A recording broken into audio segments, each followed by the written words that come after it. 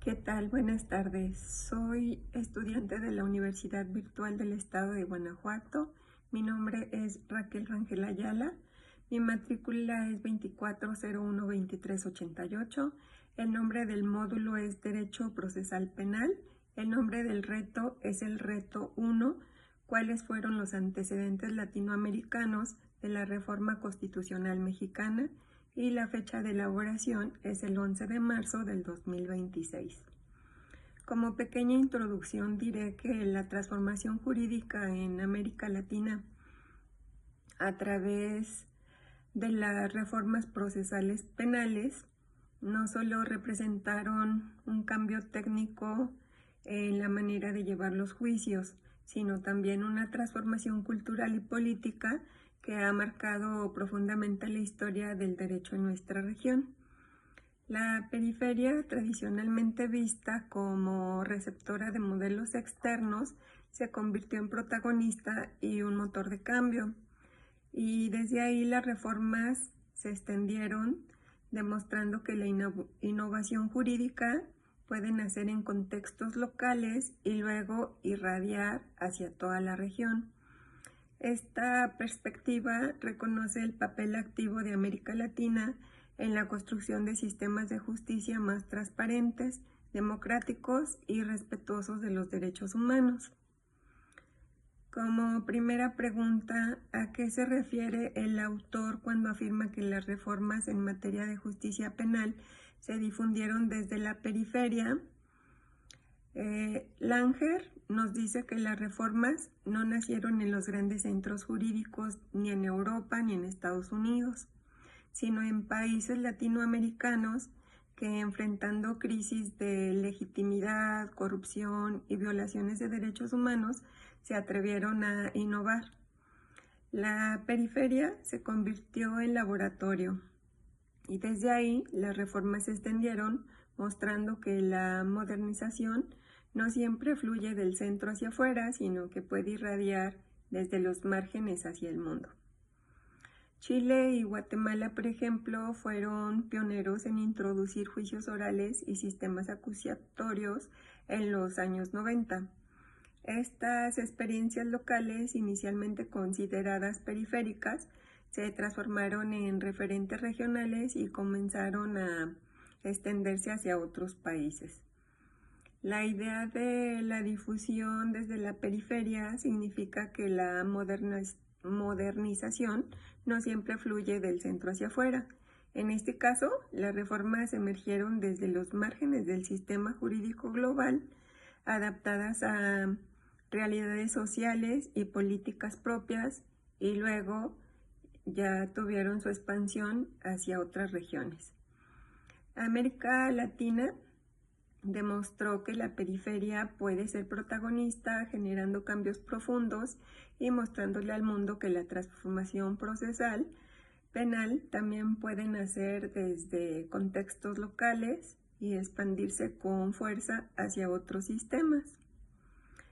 La segunda pregunta es, ¿qué distingue a los códigos inquisitivos y a los códigos acusatorios en Latinoamérica? En palabras de Langer, este tránsito no fue solo técnico, sino político, y significó democratizar la justicia y acercarla a los derechos humanos.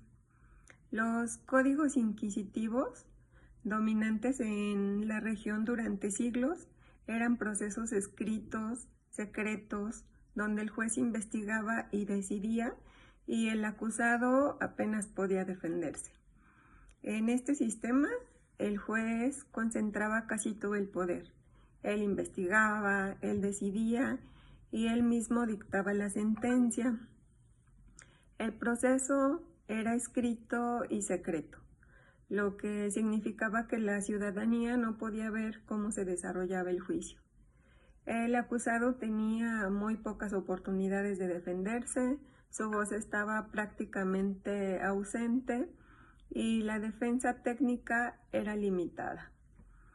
En la práctica, el proceso estaba diseñado más para confirmar la culpabilidad que para garantizar un juicio justo.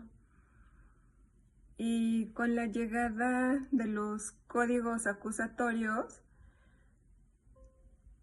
la justicia penal dio un giro radical y el juez dejó de ser investigador y acusador para convertirse en árbitro imparcial, y la investigación pasó a manos de la Fiscalía, mientras que la defensa adquirió un papel activo y con igualdad de condiciones.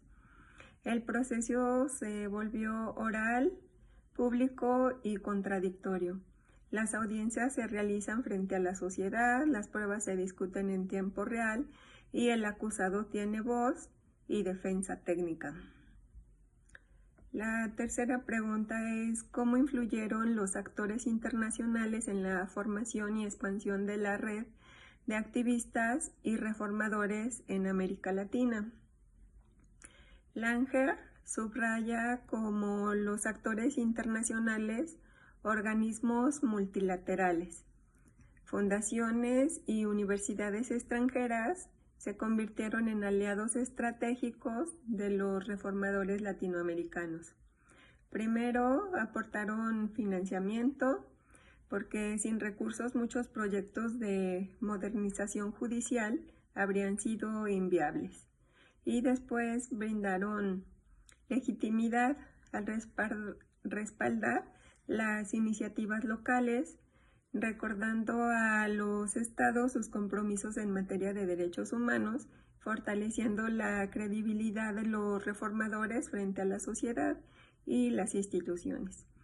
Y por último, crearon redes transnacionales que conectan universidades, fundaciones y organismos multilaterales, así como juristas de distintos países, permitiendo el intercambio de experiencias y la construcción de un discurso común sobre la necesidad de transformar la justicia penal. Estos actores internacionales no impusieron un modelo externo. Lo que hicieron fue entrelazar lo local con lo global, y así los reformadores latinoamericanos aportaron la experiencia concreta de sus países, mientras que los organismos internacionales ofrecían un apoyo técnico, recursos y presión política.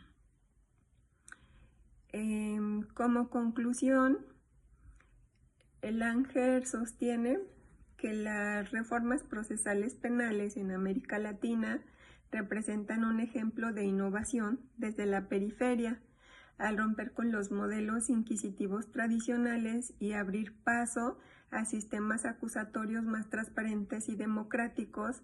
Y en el caso de México, esta reflexión se vincula directamente con la reforma constitucional en materia de seguridad pública y justicia penal del 2008, que significó el tránsito del sistema inquisitivo acusatorio, y la reforma introdujo los juicios orales establecidos y estableció la separación de funciones entre el juez y el fiscal y fortaleció la defensa técnica del acusado. Y de este modo, México se integra a la ola regional que Langer describe como una auténtica revolución jurídica, mostrando que las transformaciones en el derecho procesal penal no solo responden a necesidades internas, sino también a dinámicas compartidas en el ámbito latinoamericano.